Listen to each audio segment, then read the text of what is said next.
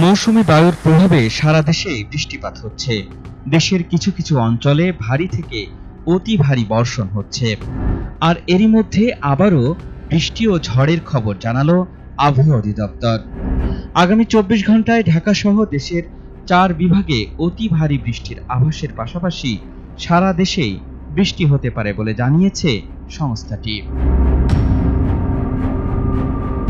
বৃহস্পতিবারের আবহাওয়ার পূর্বাভাসে বলা হয়েছে, ঢাকা, খুলনা, বরিশাল, চট্টগ্রাম ও সিলেট বিভাগের অধিকাংশ জায়গায় এবং রংপুর, রাজশাহী, ময়মনসিংহ বিভাগের অনেক জায়গায় অস্থায়ীভাবে দমকা হাওয়া সহ হালকা থেকে মাঝারি ধরনের বৃষ্টি অথবা বজ্রসহ বৃষ্টিপাত হতে পারে।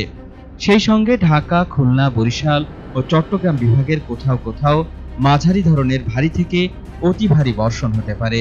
এছাড়া সারা দেশে দিন এবং রাতের তাপমাত্রা সামান্য কমতে পারে।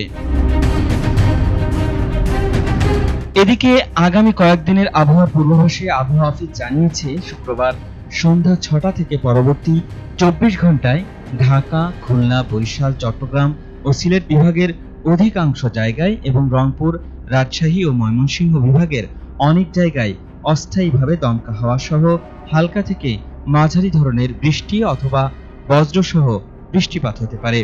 সেই সঙ্গে সারা দেশের কোথাও কোথাও মাঝারি ধরনের ভারী থেকে ভারী বর্ষণ হতে পারে। এছাড়া সারা দেশে দিন এবং রাতের তাপমাত্রা প্রায় অপরিবর্তিত থাকতে পারে।